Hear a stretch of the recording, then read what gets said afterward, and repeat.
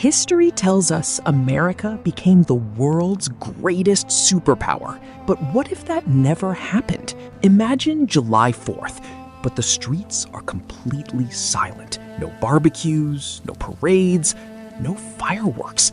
In fact, the word independence means absolutely nothing to the people living here. Because in this timeline, the United States of America was never born. It feels impossible because we know how the story ends. But for the men shivering through the winter of 1777, that ending was anything but guaranteed. In December 1777, nearly 12,000 Continental soldiers huddled together at Valley Forge, Pennsylvania. A third of them had no shoes. Men left bloody footprints in the snow. Disease spread through the camp. Food was scarce, clothing was scarce, and desertions were already becoming a serious problem.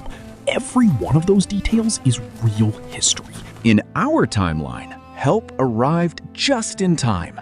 General Nathaniel Greene reorganized the Army's collapsing supply system, allowing desperately needed food and equipment to reach the camp. A few months later, the Prussian officer Baron von Steuben arrived and transformed exhausted farmers, laborers, and clerks into disciplined soldiers through relentless training. By June 1778, the same army that had nearly frozen and starved to death marched out of Valley Forge ready to fight.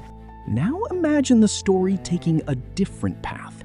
Suppose the wagons never arrived. Suppose the Continental Congress, already drowning in debt and printing money that few people trusted, simply couldn't secure another loan.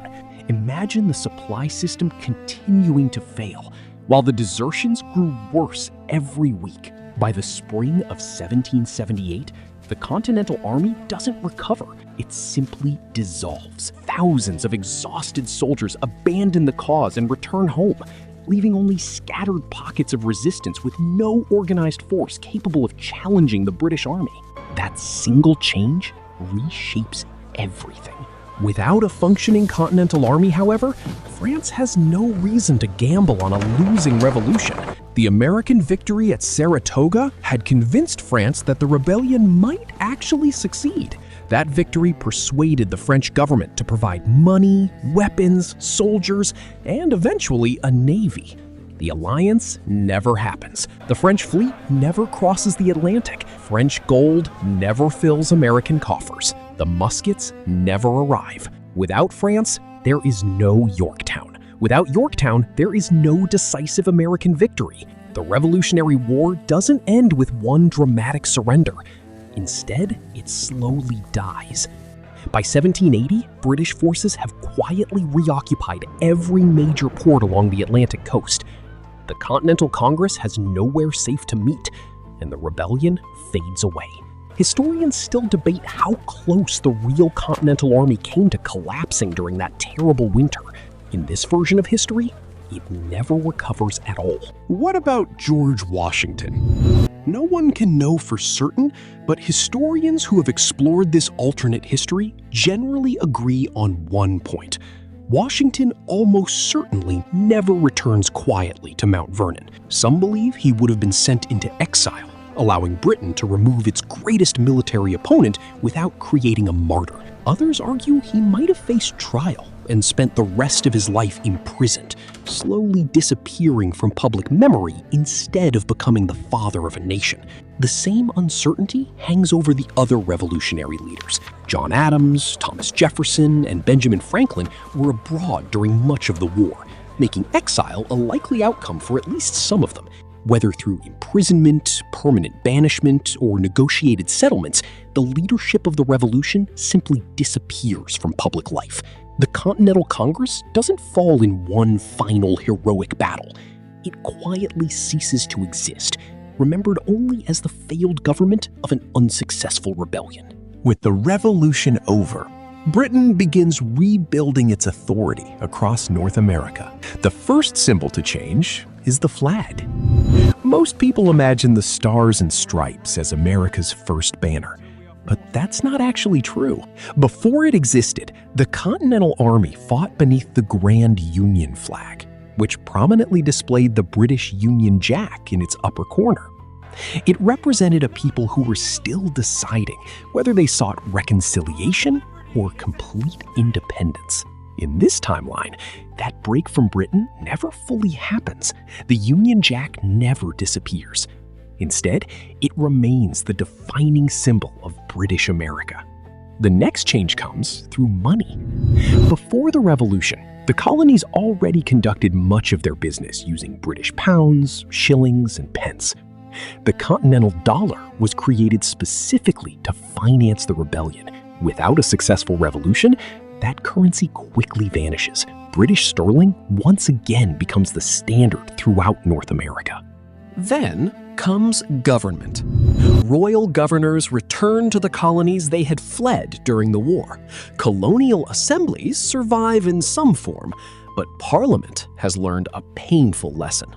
Rebellion grows where local governments are given too much freedom. Instead of relaxing imperial control, Britain strengthens it. Taxes are more carefully enforced. Troops remain stationed in important ports. Loyal officials occupy positions once held by revolutionaries. Within a decade, the phrase United States survives only in the memories of those who once dreamed it into existence. The colonies are profitable once again, closely watched, carefully governed, quiet. So what does everyday life actually look like? The most obvious difference is constitutional rights. Without a successful revolution, there is no United States Constitution and no Bill of Rights. There is no First Amendment protecting speech and the press, and no Second Amendment guaranteeing the right to bear arms. People still possess many legal protections under English common law, but those rights exist only as Parliament chooses to define them. Freedom becomes something granted by government rather than guaranteed against it. Religion also develops differently. Before the Revolution, the Anglican Church already held official status in several colonies, particularly Virginia and the Carolinas. With British rule restored, that privileged position likely spreads further, reinforcing the close relationship between church and crown throughout British America. Then comes one of the most surprising consequences of all. Britain abolished slavery throughout its empire in 1833, nearly 3 decades before the United States formally ended slavery after the Civil War. If America remains part of the British Empire, slavery may legally disappear much earlier. But that doesn't mean justice arrives overnight. Even in the real British Empire, emancipation came with painful compromises. Slave owners received financial compensation from the government. The formerly enslaved received nothing. Many were forced into an apprenticeship system that kept them working under harsh conditions for years after emancipation. The end of slavery comes sooner, but not cleanly. Other familiar events vanish altogether. There is no War of 1812 because Britain is no longer fighting a foreign nation. American sailors serve in the Royal Navy because they are British subjects. There is no Monroe Doctrine because there is no independent American government to announce one. The political future of Latin America unfolds along an entirely different path. Once America disappears as an independent nation, the effects spread far beyond its own borders. One failed revolution begins rewriting the history of an entire world. Consider the Louisiana Territory. In our timeline, Napoleon sold this enormous stretch of land to the young United States in 1803, instantly doubling the nation's size. It became one of the most important land deals in history. But in this alternate timeline, there is no United States to buy it. Napoleon still needs money to fund his wars in Europe, but the buyer is gone. Perhaps Britain purchases Louisiana instead, creating a British North America that stretches from the Atlantic Ocean deep into the heart of the continent.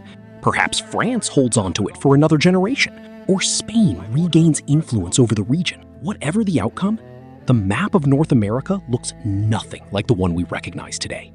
Without the Louisiana Purchase, there is no Lewis and Clark expedition crossing the continent in search of the Pacific. There is no national obsession with manifest destiny, because there is no American nation claiming a divine mission to expand westward. The famous wagon trains that settled the frontier either never leave or travel under an entirely different flag. the consequences don't stop at North America. When the First World War begins in 1914, the real United States remains neutral for nearly 3 years before entering the conflict. British America would never have that choice. Like Canada, Australia, New Zealand, and India, it enters the war the moment Britain does. That means millions of North Americans could be wearing British uniforms from the very beginning of the conflict, instead of arriving years later. More soldiers, more industry, and greater resources might strengthen the Allied war effort much earlier. Whether that shortens the war or simply changes the battles that are fought is impossible to know, but Europe's history almost certainly unfolds differently. Even immigration tells a different story. In our world, generations of newcomers crossed the Atlantic chasing the promise of the American dream. Ellis Island became a symbol of new beginnings, and the United States presented itself as a place where people could leave the old world behind. In this timeline, that story never quite exists. Immigration still happens. Great empires always need workers, merchants, and settlers. But instead of entering a brand new republic, millions are simply moving from one part of the British Empire to another. The mythology changes from escaping to freedom to building opportunity within an empire. Even New York Harbor looks unfamiliar. The Statue of Liberty was a gift from France, celebrating the centennial of American independence. If there is no successful revolution, there is no 100th anniversary to celebrate. And there is almost certainly no Statue of Liberty standing over the harbor. One of the world's most recognizable landmarks is never built. By now, the ripple effects have touched politics, geography, immigration, and even the skyline itself. But perhaps the biggest question still remains. What would British America actually look like today? It's tempting to imagine 21st century America as a colony still taking orders from London, but history suggests something much more interesting. Look at Canada. Look at Australia. Both began as British colonies. Neither fought a revolution. Yet today, both govern themselves almost entirely without interference from Britain. The same pattern would likely play out in North America. Over the 19th and 20th centuries, Britain gradually granted greater self-government to its settler colonies. Responsible government came first, then greater legislative independence. Eventually, countries like Canada and Australia became fully sovereign nations, while choosing to keep the British monarch as their ceremonial head of state. British America would probably follow the same path. By 2026, it is unlikely to be ruled directly from London. Instead, it would probably be a self-governing dominion with its own elected parliament, its own prime minister, and complete control over its domestic affairs. King Charles III would still serve as head of state, much as he does in Canada and Australia today. His portrait might hang inside government buildings, coins might still bear his image, and laws could still be enacted in the monarch's name. Yet day-to-day political power would belong entirely to elected representatives living in North America. Even the symbols would evolve differently. The country's flag might resemble those of Australia or New Zealand, displaying the Union Jack in one corner while incorporating uniquely American elements elsewhere. The currency might not be the British pound at all, but a distinct American dollar, issued by its own central bank, much like the Canadian dollar today. Some institutions might even keep familiar names. A legislature originally created during the colonial era could still be known as Congress, not because America fought for independence, but because 2.5 centuries of tradition made the name impossible to abandon. There would be no Independence Day, no Founding Fathers, no story of 13 colonies defeating the world's greatest empire. The nation would still exist, but it would remember itself completely differently. And that brings us to the most surprising part of this entire alternate history. Canada never fought a revolution. Australia never fought one either. Neither country declared independence through war. Yet both eventually became self-governing nations with complete control over their own affairs. Independence came gradually, through negotiations, constitutional reforms, and evolving relationships with Britain, rather than on a battlefield. If Valley Forge had ended differently, perhaps America eventually reaches much the same destination. Not in 1776, not with fireworks, not through the Declaration of Independence, but decades later through the slow transformation of the British Empire into the Commonwealth. That possibility raises a difficult question. Did the Revolutionary War achieve something that peaceful constitutional evolution never could? Or did tens of thousands of lives purchase an independence that, given enough time, might have arrived anyway? History offers evidence for both arguments, but it cannot tell us which future was truly better. That answer belongs to all of us. The American Revolution is often remembered as inevitable, as though independence was destined from the very beginning. It wasn't.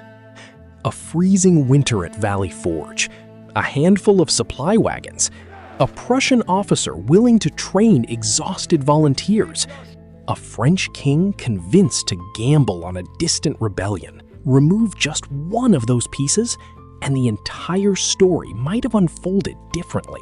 On July 4th, 1776, 56 men signed a document that was, under British law, an act of treason.